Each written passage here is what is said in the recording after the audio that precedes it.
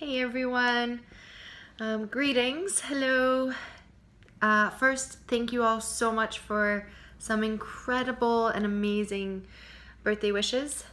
Thank you all. If I haven't replied with words, please know that, and I try to reply with at least likes or loves, and inside from my heart when I receive them, I'm really working on receiving.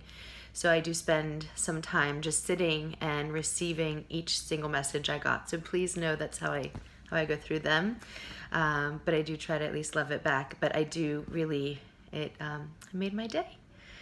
And also today is the end of Rosh Hashanah that started on my birthday. So for my Jewish friends out there, Shanah Tovah Umetuka. I am hoping that I said it okay, but please let me know how to say it if I didn't, because I would like to say it, according to your culture, your practice. But that's, it translates as have a good and sweet year. And I really love that greeting, and I really want to honor my friends that are celebrating this, and then kind of moving into the 10 days of awe before Yom Kippur for the Day of Atonement. So this is another chance, if you're not Jewish, to maybe honor another tradition and start again, have a fresh start for the year. So I really appreciate that, and I love that it overlapped with my birthday. I feel it's really special. So anyways, thank you all. Thank you, universe. Thank you, God, source, spirit. There's another word I learned today called Kripa, which is from the Sanskrit. And it translates as divine grace, is one of the translations of it. And I've kind of fallen in love with divine grace over the years. And so to learn it in another language, in a language that I love and chant in when possible, I just loved learning the word Kripa. So I will pass along these learnings as they come my way if you're interested, and please ignore them if they don't suit you or if you don't like them. Anyways, medical updates, there's not a lot. I will be meeting with my first surgeon I met with, and with the first plastic surgeon I met with on this Friday, and I've met with another surgeon last Friday. So I'll have a lot more information and more facts the next update I do as far as the surgeries go, but I do have these regular updates. Not regular updates. I do have, I'm in the process of fact gathering and information gathering so I can make a decision. So I'll keep it succinct when I have more information and more directions.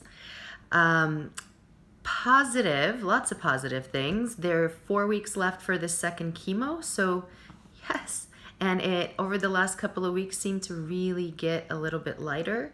So that's been really wonderful to kind of interact with the world in a little more familiar way. I also do know that that's going to ebb and flow. I'm going to for sure need a lot of help. My mom will be here during the surgery recoup time. But I will pretty much not be able to do anything by myself.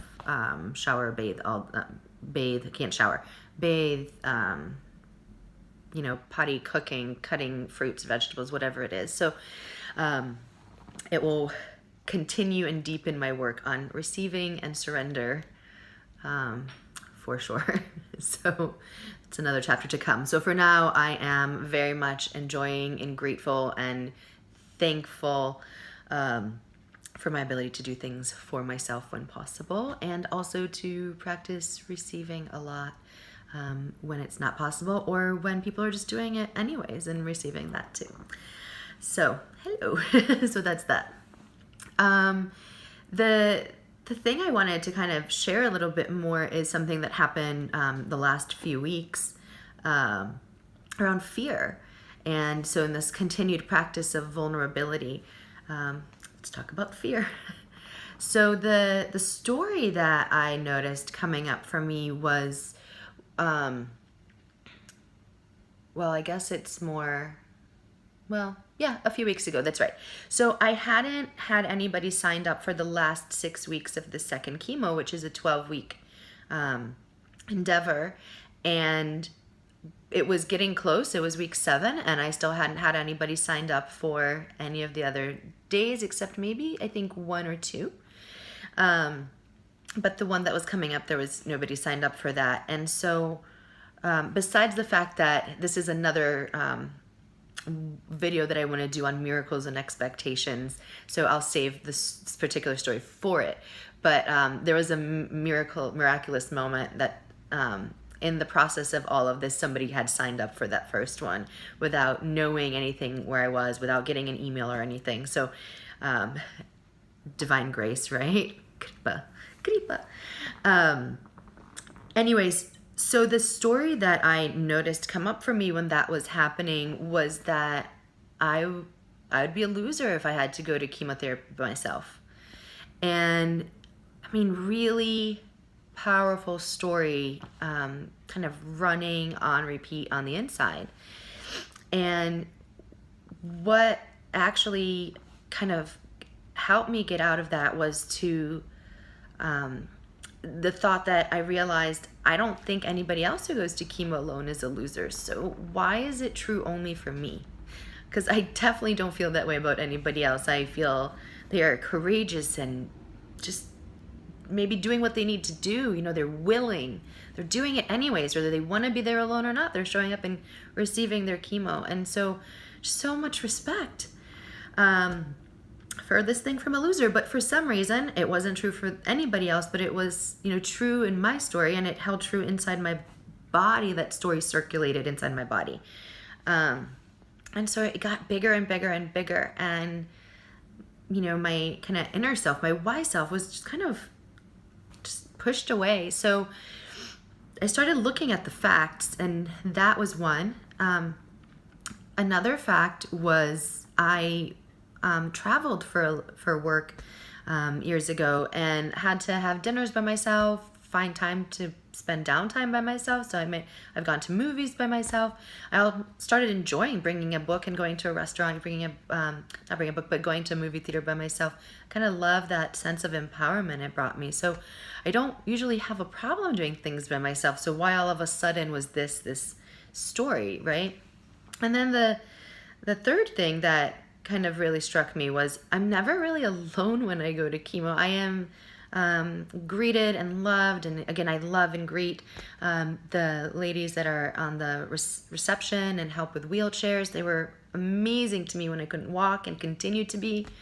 To the nurses, to the aides, to the techs, and sorry if I'm butchering the title of the role, but just anybody in a support or in an active role with me has just spent so much time and love and conversation, so I wouldn't be alone. And the nurses are really dedicated that if somebody is alone, they actually go out of their way to spend a little bit more time with that person if that person wants it. So I just got to see how many lies or inaccuracies or untruths or however you want to phrase it, or just things that weren't facts, just stories.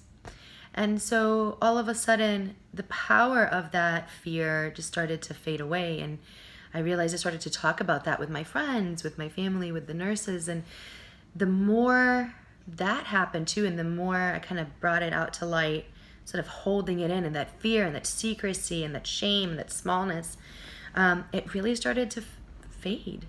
There was almost to the point of like, yeah, like I'll go do chemo by myself.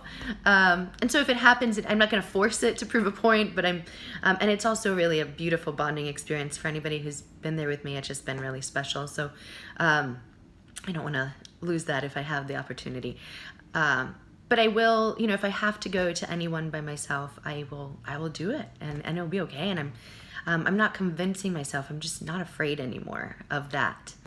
So just how, you know, I mean, there's fear of something real, like we're going to get attacked and we get a sense of it. That's a fear. But there's all this other kind of mind chatter fear, story fear, conditioning fear, and just got to really see it, like how it can get so big inside and make me so small and have all this power. You know, I gave it all this power, and then to kind of bring it to light and start looking at facts, just really changed it. It made it inconsequential, actually. So that's been a really, really big lesson, and I'm gonna just that's a practice I'm gonna keep adopting. But I just wanted to share that and tell you guys thank you all so much for supporting me and loving me and just being my tribe, being my village. You know, I try to connect with some of you guys, or all of you, a little bit here and there whenever I can. Emoticon, or a word, or a reply, or something, or a full conversation, or a lunch, whatever degrees of connection it is. But please know I'm so grateful. And yeah, I'm so grateful. So more videos to come. I'm still working on keeping it shorter. This is a few minutes shorter than the last one. I will keep continuing to try to shorten them. But I think that's it. Have a wonderful, a good and a sweet year. Yeah, I'm going to say that. All right. Bye, everybody. Till next time.